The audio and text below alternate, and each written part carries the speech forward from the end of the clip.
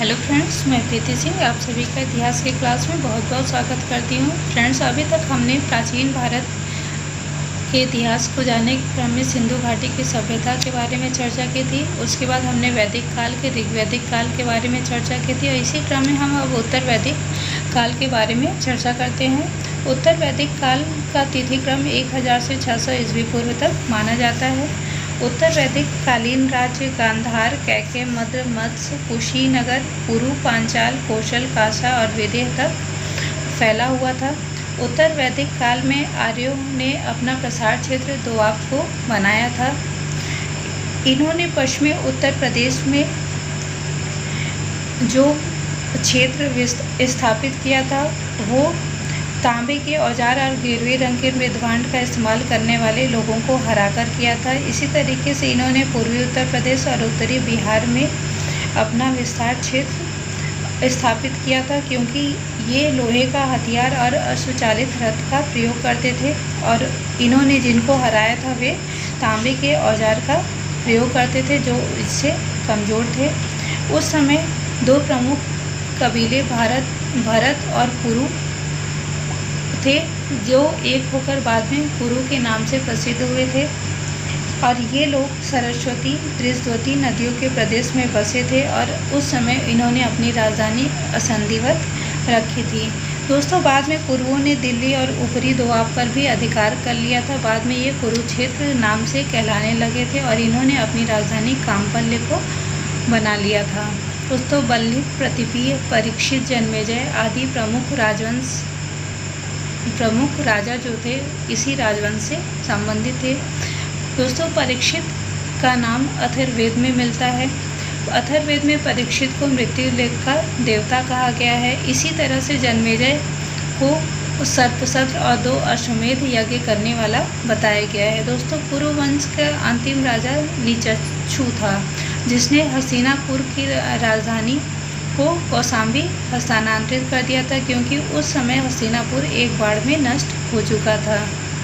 दोस्तों, कुरुकुल से ही भारत का युद्ध, महाभारत का युद्ध जुड़ा हुआ है। इसी तरीके से मध्य दोआब में क्रीवी और तुर्वस आर्य शाखाओं ने मिलकर पांचाल राज्य की स्थापना की थी। दोस्तों, उस समय उसका महत्वपूर्ण शासक प्रवाहन जैवली था और पांचाल अपने दार्शनिक राजाओं के लिए प्रसिद्ध थे।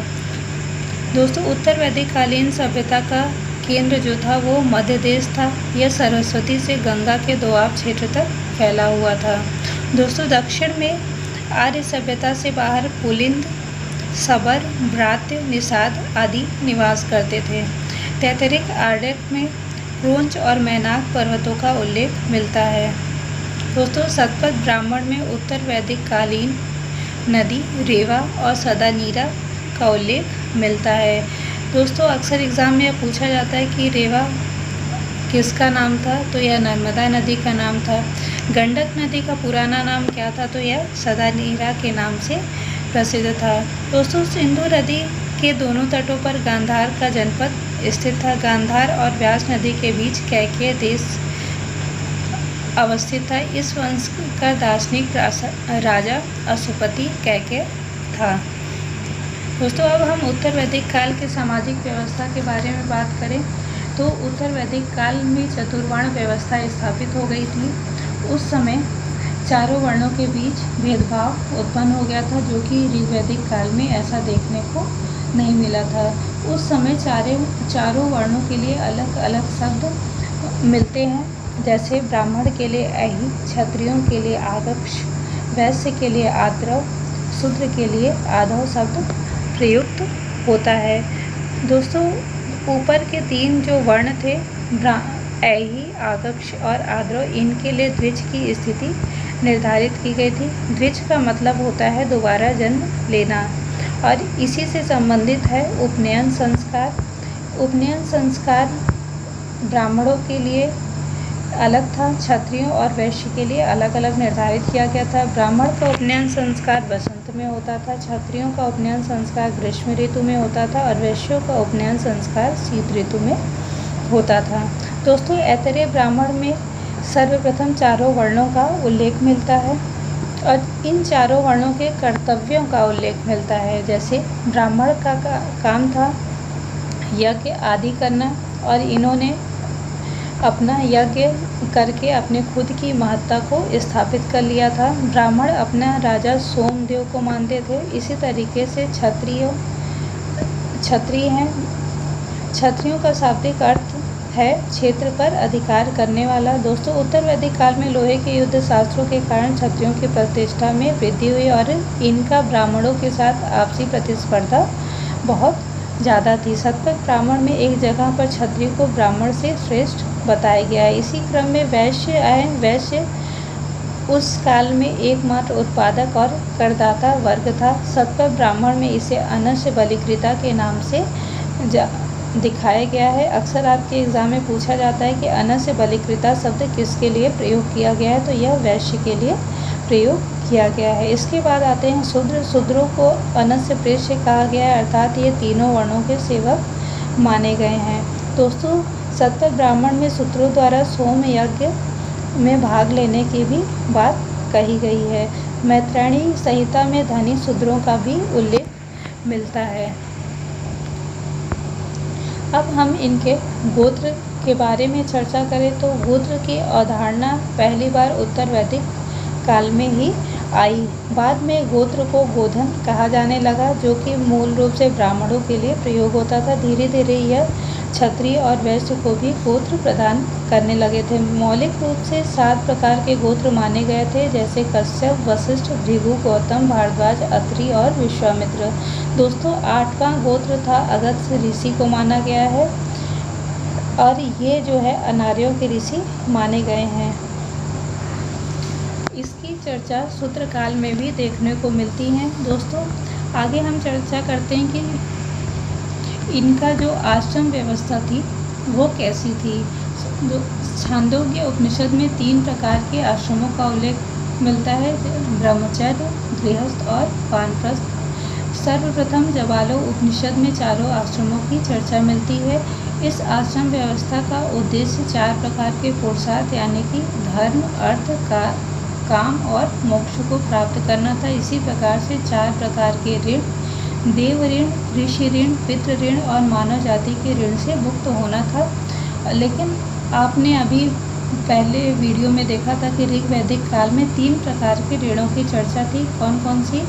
देव ऋण, ऋषि ऋण और पितृ ऋण, जो कि उत्तर वैदिक काल में आकर मानव जाति का ऋण जुड़ गया।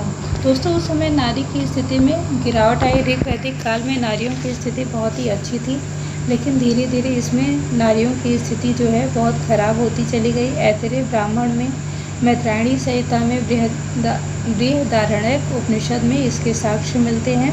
ऐतरेय ब्राह्मण में लड़कों को परिवार का रक्षक और पुत्रियों को दुख का कारण माना गया है। और मैत्रेयणी संस्था में स्त्रियों की तुलना मदिरा या पासा से की गई है।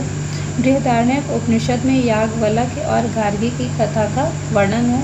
ये अक्सर आपके एग्जाम में पूछा जाता है कि याज्ञवल्क्य और गार्गी की कथा का वर्णन किस उपनिषद में है, तो यह बृहदारण्यक उपनिषद में है, जिसमें याज्ञवल्क्य गार्गी को बात बात में डांटकर चुप कर देते थे। दोस्तों, फिर भी ऐसा कहा जाता है कि स्त्रियों की दशा जो है उत्तर वैदिक काल में सूत्र काल की अपेक्षा बहुत ही अच्छी थी। संस्कार। दोस्तों, हम संस्कारों के बारे में चर्चा करें तो ऐसा माना जाता था कि संस्कार से ही आदमी को पूर्णता मिलती थी, और ये संस्कार थे वो जो द्विज जातियों के लिए ही मायने रखते थे। ये शूद्रों के लिए मायने नहीं रखते थे, परंतु कहीं कहीं शूद्रों के लिए भी संस्कार बताए गए हैं, लेकिन ये मंत्रोच्चारण के साथ नहीं थे। सूत्रकार गौतम ने 40 संस्कार बताए हैं, परंतु कुछ स्मृतिकारों ने संस्कारों की संख्या 16 बताई है। ये संस्कार जो है आपके एग्ज़ाम में अक्सर पूछे जाते हैं कि ये किस क्रम में लिखे गए हैं, तो ये इनका क्रम हम देख लेते हैं।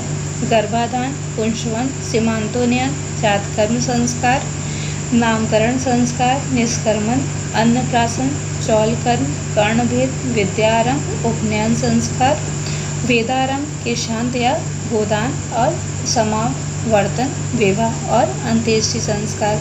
दोस्तों, अक्सर एग्ज़ाम में पूछा जाता है कि संस्कार में उपनयन संस्कार किस क्रम में आता है, तो यह 11 वे नंबर पर आता था और इसका शाब्दिक अर्थ है गुरु के समीप ले जाना। इसके माध्यम से बालक संपूर्ण ज्ञान प्राप्त करने का अधिकारी बन जाता है। दोस्तों, प्राचीन ग्रंथों में उपनयन के लिए ब्राह्मणों के लिए 8 वर्ष निर्धारित किया गया है, क्षत्रियों के लिए 10 वर्ष और वैश्यों के लिए 12 वर्ष की आयु निर्धारित की गई है। दोस्तों, स्मृति ग्रंथों में विवाह के 8 प्रकारों का उल्लेख मिलता है। ये 8 प्रकार कौन कौन से हैं? पहला ब्रह्म विवाह, दूसरा दैव विवाह, तीसरा प्रजापत्य विवाह, चौथा आर्ष विवाह, पांचवा गंधर्व विवाह, छठा आसुर विवाह, सातवां राक्षस विवाह और आठवां पैचास विवाह। दोस्तों, स्वयंवर भी एक विशेष प्रकार का गंधर्व विवाह था, जिसमें सावित्री और सत्यवान का, नल और दमयंती, सीता और राम के विवाह जो हुए थे वे गंधर्व विवाह के अंतर्गत आते हैं। दोस्तों, अब हम उत्तर वैदिक काल में राजनीतिक दशा के बारे में चर्चा करेंगे। ऐतरेय ब्राह्मण में कई प्रकार के राज्यों और राजाओं की चर्चा मिलती है।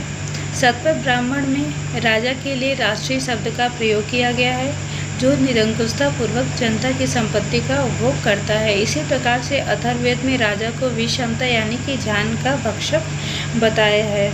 दोस्तों, ये जो शब्द यूज़ हुए हैं, पूर्व दिशा के राज्य साम्राज्य थे और उनका राजा सम्राट कहलाता था। पश्चिम दिशा का राज्य स्वराज्य कहलाता था और उसका राजा स्वराट कहलाता था। इसी तरीके से उत्तर दिशा का राज्य वैराज्य कहलाता था और वहाँ का राजा विराट कहलाता था। दक्षिण दिशा का राज्य भोज्य था और राजा भोज कहलाता था। और इसी तरीके से मध्य दिशा का राज्य था और राजा राजा कहलाता था। और ये अक्सर एग्ज़ाम में पूछा जाता था कि सम्राट जो राजा सम्राट की उपाधि धारण करता था वो किस दिशा से संबंधित था, तो यह पूर्व दिशा से था। स्वराट की उपाधि धारण करने वाला राजा पश्चिम दिशा से संबंधित था। विराट की उपाधि धारण करने वाला राजा उत्तर दिशा से संबंधित था और भोज की उपाधि धारण करने वाले राजा दक्षिण दिशा से संबंधित थे और राजा की उपाधि धारण करने वाले राजा मध्य देश में से संबंधित थे। इसी तरीके से कुछ महत्वपूर्ण संस्कार का भी उल्लेख मिलता है, जैसे राज्याभिषेक, राजसूय यज्ञ, अश्वमेध यज्ञ, वाजपेय यज्ञ, पुरुषमेध यज्ञ, स्वत्रामणी यज्ञ। दोस्तों, उत्तर वैदिक काल में करारोपण प्रणाली लागू थी। बलि स्वेच्छा से नहीं दी जाती थी, उन पर दबाव डाला जाता था। और अथर्ववेद में आय का 16वां भाग कर के रूप में लिया जाता था।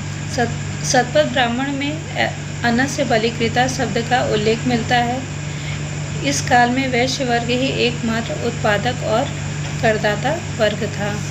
दोस्तों, उस समय करारोपण प्रणाली लागू हो चुकी थी और यहाँ अधिकारियों की संख्या में भी वृद्धि हो गई थी। जैसे शतपथ ब्राह्मण में रत्नियों की संख्या 12 बताई गई है। ये 12 कौन कौन से थे? सेनानी, पुरोहित, युवराज, महिषी, सूत, ग्रामीणी, छत्री या प्रतिहारी, संघहित्री, बागदूत, अक्षवाक, पालागल, गोवी, कर्तन। दोस्तों, पंचविश ब्राह्मण में रत्नियों को वीर की उपाधि दी गई थी। शतपथ ब्राह्मण में सूत एवं ग्रामीणी को राजनोराकृत और मंत्री को राजनोराकृत कहा गया है। इसका अर्थ है कि राजा के सिंहासन आसीन होते समय इसकी विशिष्ट भूमिका रही होगी। सभा और समिति भी राजा की शक्ति पर नियंत्रण रहती थी। दोस्तों, अब हम उत्तर वैदिक काल के आर्थिक जीवन के बारे में चर्चा करेंगे। तो उस समय पशुपालन और कृषि मुख्य पेशे के रूप में थी, लेकिन ऋग वैदिक काल की अपेक्षा उत्तर वैदिक काल में कृषि को मुख्य पेशा बनाया जा चुका था। काठक संहिता में 24 बैलों के द्वारा जुताई की चर्चा है, जो कि अधिक गहराई से जुताई होती थी। अथर्ववेद में सिंचाई के साधन के रूप में वर्णकूप और कुल्या का उल्लेख मिलता है। खाद के रूप में गोबर, सकृत और करीशु का प्रयोग होता था। अतिवृष्टि और अनावृष्टि से बचने के लिए अथर्ववेद में मंत्र भी दिए गए हैं। दोस्तों, छांदोग्य उपनिषद में एक दुर्भिक्ष या अकाल का भी उल्लेख मिलता है। यजुर्वेद में चावल की 5 किस्मों का उल्लेख मिलता है। दोस्तों, चावल को उस समय व्रीहि शब्द प्रयोग किया जाता था।